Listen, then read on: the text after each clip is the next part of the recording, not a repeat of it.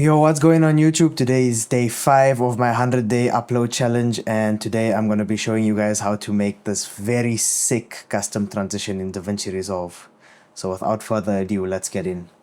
Okay, so we're going to start off over here on the edit page of DaVinci Resolve, and as you can see, I've already imported my media. So I'm going to take my first menu and bring it down onto the timeline. Let's just get that to the beginning. And as you can see, it's about 40 seconds long. So what I'm going to do is I'm going to move the playhead to about 30 seconds, which is just about 10 seconds before the timeline ends. And I'm going to bring in this PNG over here. And then I'll just sort of resize that until, I'll just resize that until the top and the bottom just about touch the edges of the menu. And I'll extend this to the end of the menu. And then what I'll do is I'll bring the playhead to the beginning of this PNG over here. And I'll set a keyframe on position X and rotation angle. And what you want to do is set the rotation angle to 180 degrees so that it flips on its y-axis. And you want to take position X and move it until it's just about off screen on the left hand side. Just about there. That's good. And then we're going to bring the playhead about halfway through the PNG, about 5 seconds in. And we will bring the position X back to 0 so that the PNG is centered again. And we will take the rotation angle down to 0 once again. And let's just see how that turned out. Okay, looks good. Okay, what we're going to do from there is we're going to bring the playhead to the end of the PNG.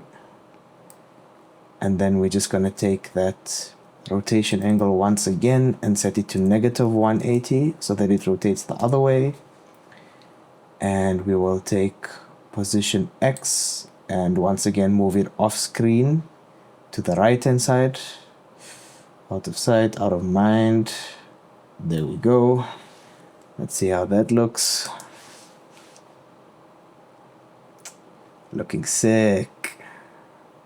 Awesome. Okay, looks good. So what we're going to do is we're going to take our PNG and we're going to move it one track up so that there's a gap between the PNG and menu number 1. And then we're going to bring in menu number 2 between the PNG and menu number 1.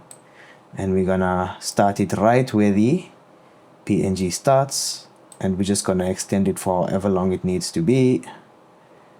Let's just say that long.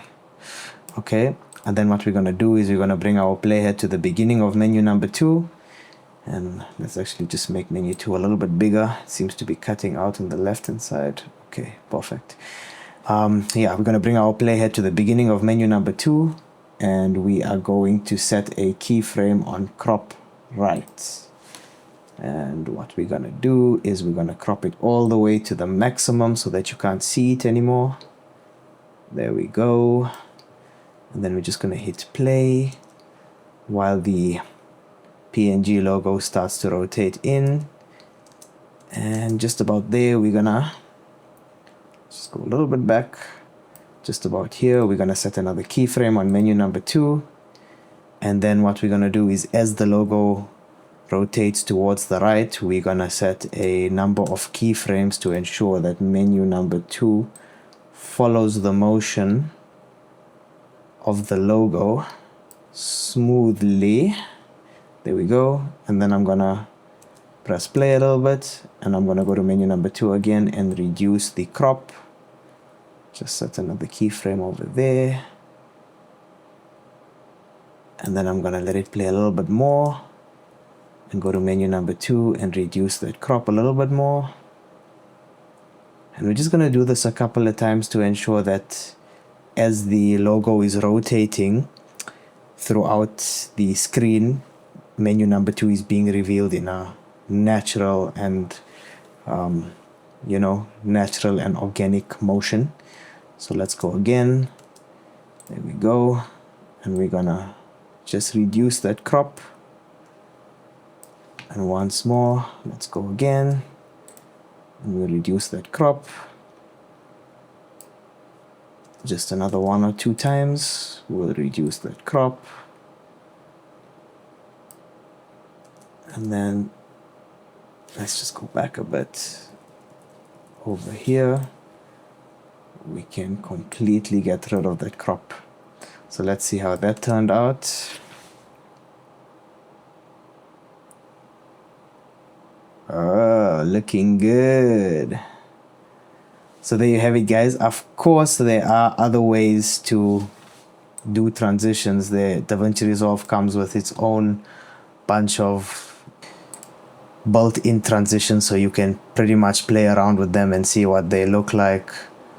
All you have to do is pretty much put your cursor on top of them and just like glide through it and see how the transition will turn out. But if you want something a little bit more unique, something a little bit more custom made, then this is one way to do it. So there you have it, guys. Hope you enjoyed this video, and if you found it useful, consider subscribing, giving it a thumbs up, and letting me know down in the comments below. Hope you have a good one, and peace out. Oh, before I forget, I will see you on day number 6. Cheers.